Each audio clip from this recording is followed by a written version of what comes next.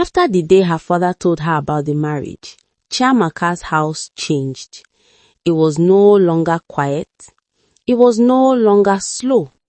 It became full of noise, footsteps, laughter, and many voices. Every morning, Chiamaka woke up to the sound of people talking in the sitting room. Some days, it was her aunt Ifunanya. Some days, it was her cousins Nkiru and Chukudi. Some days, it was neighbors like Ngozi, Uche, and Ifeoma. They came early. They stayed long. They talked about only one thing, the wedding. One morning, Chiamaka came out of her room and saw her father, Namdi, standing in the middle of the sitting room. Ngozi was holding a big notebook. Uche was counting something on her fingers. Ifunanya was smiling and talking loudly. "This wedding must be bigger than the last one in this street," Ifunanya said. Ngozi nodded quickly. "Yes, very big, very beautiful." Chiamaka stood near the wall. No one noticed her at first. Namdi said, "Everything must be done properly. I do not want mistakes." "Yes, Namdi," Uche said. "Do not worry. We are here." Ngozi turned and saw Chiamaka. "Oh, our bride is here," she said happily. Everyone looked at Chiamaka.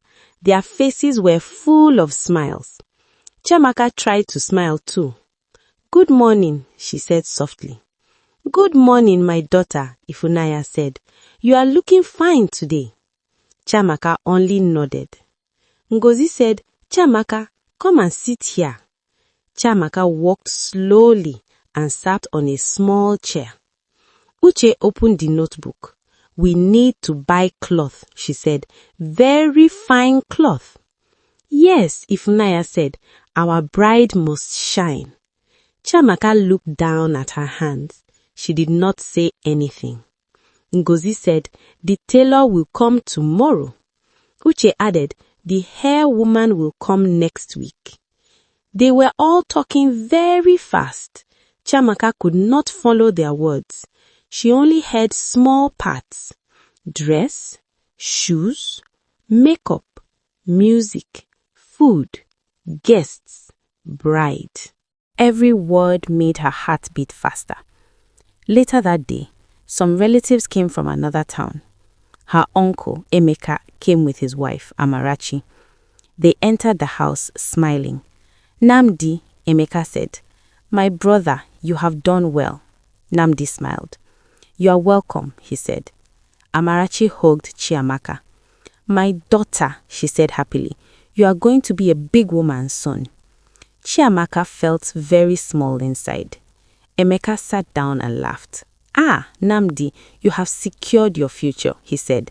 "This marriage will bring good things." "Yes," Amarachi said, "very good things." Chiamaka stood near the door. She listened.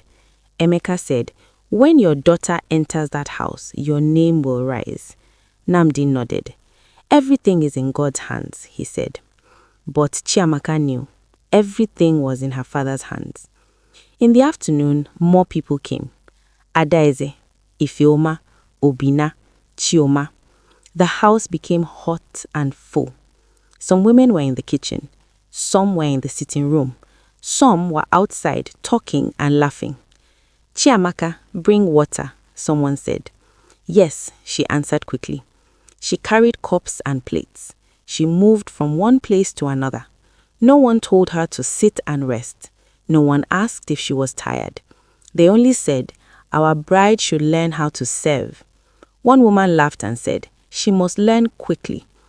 Chiamaka forced a small smile. When she entered the kitchen, she saw her cousin, Nkiru. Nkiru whispered, "Your house is full today." Chiamaka nodded. Nkiru looked at her carefully. "Are you happy?" she asked. Chiamaka opened her mouth. Then she closed it. "I am fine," she said. Nkiru did not look sure, but she did not ask again. Days passed. The house stayed full. Every day there was something new to plan. One afternoon, Chiamaka heard Ifunanya speaking loudly. "Namdi, this marriage will change your life," she said. "You are a lucky man." Ngozi said, "Very lucky. Your daughter will help this family." Uche added, "God has used her to lift this house." Chiamaka was standing behind the door. She stopped walking. She listened. "Help this family. Lift this house. Used her." The words stayed inside her head. That night, Chiamaka lay on her bed. She did not sleep quickly. Her stomach hot. Her chest felt tight. She turned from one side to another. In the morning, she did not feel like eating. Ifunanya called her. "Chiamaka, come and eat." "I am not hungry," Chiamaka said. Ifunanya frowned. "You must eat. A bride must look healthy." Chiamaka tried to eat, but the food did not go down well. Her mouth felt dry. Her throat felt closed. After a few days, people started to notice. "Chiamaka is becoming very quiet," Ngozi said one afternoon. "Yes," Uche replied. "She does not talk like before." Ifunanya laughed. "She is thinking about her new home," she said. "That is normal." Chiamaka was sitting close by. She heard them. But that was not what she was thinking about. She was thinking about her school. She was thinking about her teacher, Mrs. Chidima. She was thinking about her friends. She was thinking about how she used to laugh in the afternoon when school closed. Now, she did not go out to play anymore. When Chinelo came to call her, she said, "I am busy." But she was not busy. She was only sitting on her bed. Sometimes she stared at the wall. Sometimes she hugged her pillow. Sometimes she cried quietly. One evening, her father called her. "Chiamaka." "Yes, Papa," she answered. "Come here." She walked to him. He was sitting alone in the sitting room. "You must start learning how to behave like a wife," he said. "Yes, Papa." "You must not talk too much outside." "Yes, Papa." "You must not laugh loudly." "Yes, Papa." "You must not complain." "Yes, Papa." He looked at her closely. "You are losing weight," he said. "I am fine, Papa," Chiamaka answered quickly. "Make sure you eat," he said. "Yes, Papa." That was all. He did not ask her how she felt. He did not ask her if she was afraid. The next day, Amarachi came into her room. She looked at Chiamaka and shook her head. "My dear, you are becoming thin," she said. Chiamaka smiled weakly. "I am fine, Auntie." Amarachi sat on the bed. "Listen to me," she said softly. "Marriage is not easy, but it is good." Chiamaka nodded. "You will get used to it." Chiamaka nodded again. "But Auntie," she said slowly. "Yes." Her voice became very small. "What if I am scared?" Amarachi stopped smiling. She looked at the door. Then she looked back at Chiamaka. "Fear is normal," she said quickly. "Just pray and be strong." That was all. That was the answer. Be strong. Chiamaka felt something drop inside her heart. One afternoon, while others were busy talking in the sitting room, Chiamaka went into her room and closed the door. She sat on the floor. She took out her old drawing book. She opened to a page where she had drawn her school. She touched the picture. She whispered, "I still want to go to school." But the room did not answer. Another day, Nkiru entered her room quietly. "Chiamaka," she whispered. "Yes." Nkiru sat beside her. "You don't talk to me anymore." Chiamaka looked at her. "I don't know what to say." Nkiru held her hand. "You look different." Chiamaka looked away. Nkiru asked gently, "Are you really okay?" Chiamaka wanted to say no.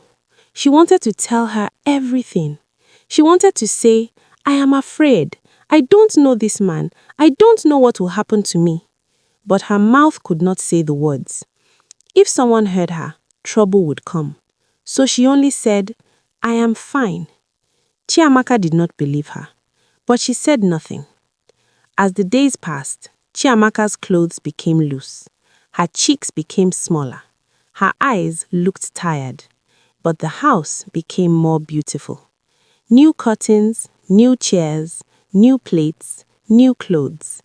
Everything was changing. Everything except her fear.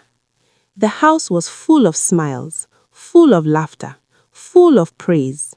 But behind her small door, Chiamaka was becoming smaller, quieter, thinner, and inside her heart, there was a fear she could not explain to anyone. Not to Ngozi, not to Uche, not to Ifunaya, not even to Nkiru. A fear that stayed with her every night, a fear that followed her every morning, a fear that had no name.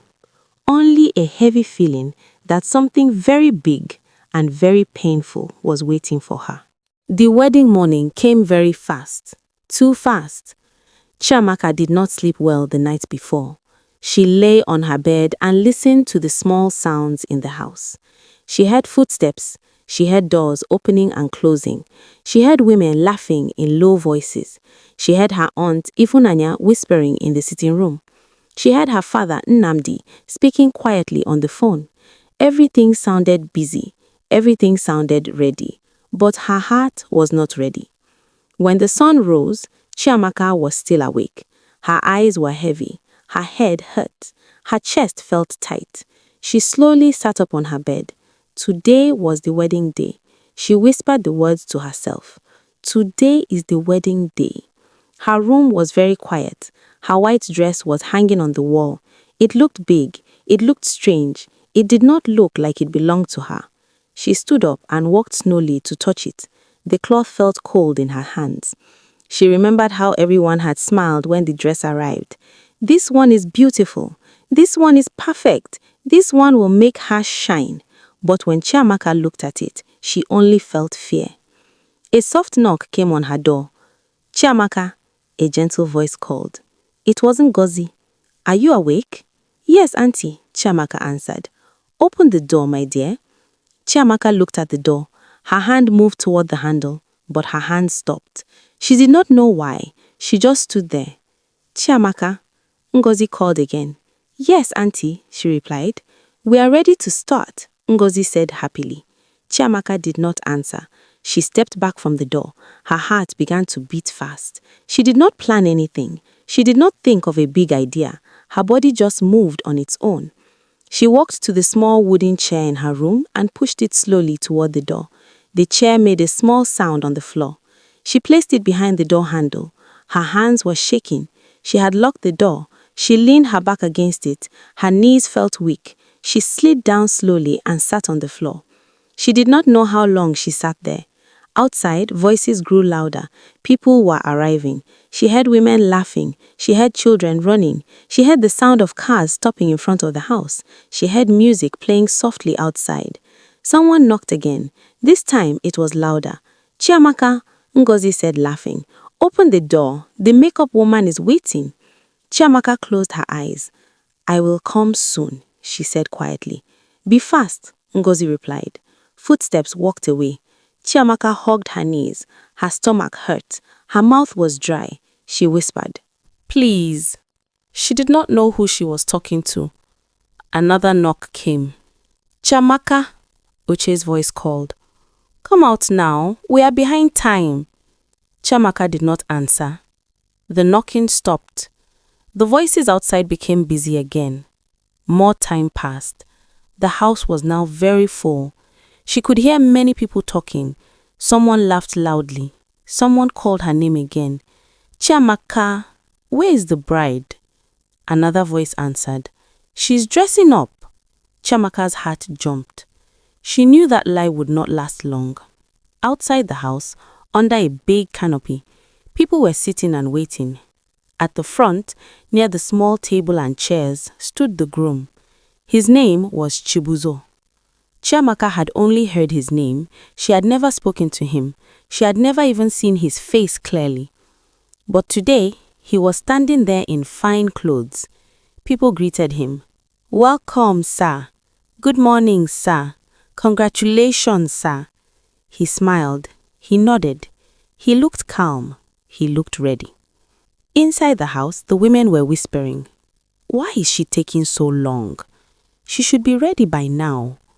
Go and check her again." Footsteps came quickly toward her room, then a knock. This time it was harder. "Chiamaka," her aunt, Ifunanya, said. "What are you doing inside there?" Chiamaka did not speak. "Open the door," Ifunanya said. Chiamaka pressed her back harder against the door. Her eyes filled with tears. "Auntie," she whispered. "Yes," Ifunanya replied. I need some time." "Time for what?" Ifunanya said quickly. "Today is not the day for this." Chiamaka stayed quiet. "Open this door," Ifunanya said. Chiamaka did not move. Footsteps walked away. A few minutes later, she heard a different step. Slow, heavy. She knew that step. It was her father. Her heart began to pound loudly. A soft knock came. "Chiamaka." It was Namdi. His voice was calm. Too calm. "Yes, Papa," Chiamaka answered. "Open the door." Chiamaka closed her eyes. I will come out soon." There was a small pause. "You have been inside long enough," he said. "Yes, Papa." "Open the door now." Her hands were shaking badly. She touched the door, but she did not remove the chair. "Papa," she whispered. "What is wrong?" Namdi asked. She did not know what to say. How could she explain her fear?